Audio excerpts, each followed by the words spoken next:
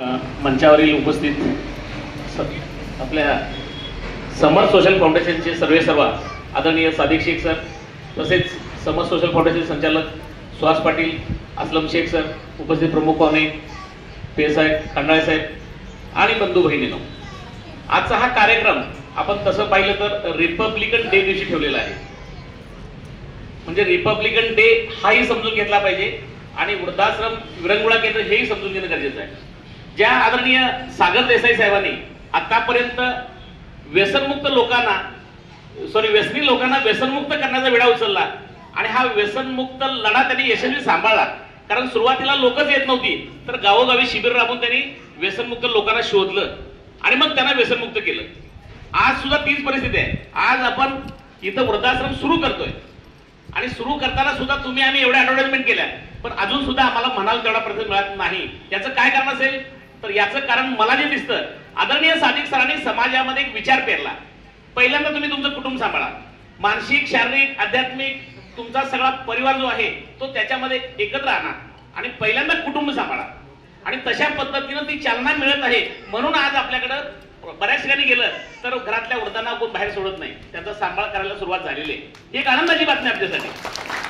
आणि मी तरी असं सांगतो की साहेब एक वर्षभर आपण चालवू आणि लोकांच्या मध्ये एवढं परिवर्तन होईल की आम्हाला सांगायला तरी काम बंद करा, आता आम्ही सगळं सुधारलोय, आम्ही आमच्या आई वडिलांना सांभाळतोय आणि तो क्षण आमच्यासाठी पुण्याचा क्षण असेल. तुम्ही आणि समर सोशल फाउंडेशनचं काम करताना मी खंडाळे साहेबांना सांगू इच्छितो की ह्या चळवळीमध्ये काम करताना आदरणीय सादिक सरांनी एक स्वप्न बघितलं होतं की समाजामध्ये माणसाचा वैचारिक स्तर उंचावलाच पाहिजे, त्याचबरोबर त्यांचा सामाजिक स्तर सुद्धा उंचावला पाहिजे. आणि हे करताना तुम्ही आम्ही अशा पद्धतीनं काम करत आहोत की समाजातल्या प्रत्येक घटकाला सोबत घेत आहोत. हे सांगताना मला महात्मा गांधींच्या एका पुस्तकातली गोष्ट आठवते. महात्मा गांधींनी आपल्या चरित्रामध्ये एक वाक्य लिहून ठेवलं. मला त्या वाक्याचा एक 10 दिवस त्या वाक्यावर मी विचार करत होतो की काय लिहिलंय महात्मा गांधींनी. त्यांचं वाक्य असं होतं, समाजसेवकाला समाजाची गरज आहे.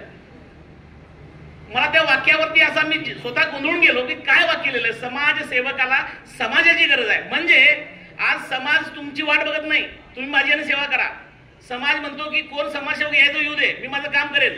म्हणजे तुम्हाला आम्हाला समाजाची गरज आहे, समाजाला तुमची आमची गरज नाही पडलेली. म्हणून तुम्ही ठरवलं पाहिजे की समाजाबरोबर एकरूप झालं पाहिजे. समाजातल्या अशा ज्या काही त्रासलेली लोक असतील त्यांना मदतीचा हात तुम्ही आम्ही दिला पाहिजे. ते तुमची आमची वाट बघत नाहीत, वाट आम्ही त्यांची बघतोय की जो समाज आपल्यापर्यंत येईल आणि त्यांची आपली सेवा करू. अशा पद्धतीनं जो वारसा आपण घेतलेला आहे त्या सर्वांनी त्या वारशाचं पालन करूया आणि जास्तीत जास्त लोकांना मदतीचा हात देऊया, समाज सुधारणेला हातभार लावूया. आणि निश्चितच जे आपलं वृद्धाश्रमाचं काम चाललेलं आहे याच्यामध्ये आपल्या आपल्या परीनं जी कोणी निराधार लोक असतील त्यांना इथपर्यंत आणायचा प्रयत्न करूया आणि खरोखर त्यांचाही सांभाळ करायचा प्रयत्न करूया. त्याला एक मी जोडून सांगू इच्छितो, आपल्यापैकी बऱ्याच लोकांना समाजाची सेवा करायची इच्छा असते, पण आता हा असा प्लॅटफॉर्म मिळाला आहे, घरात आई वडिलांची सेवा समजा आपण करू शकत नाही, की त्यांचे आई वडील नसतील किंवा चांगले असतील, त्यांनी इथं येऊन त्या वृद्धांची सेवा केली तर निश्चितच ते पुण्याचं फळ तुम्हाला मिळेल. धन्यवाद.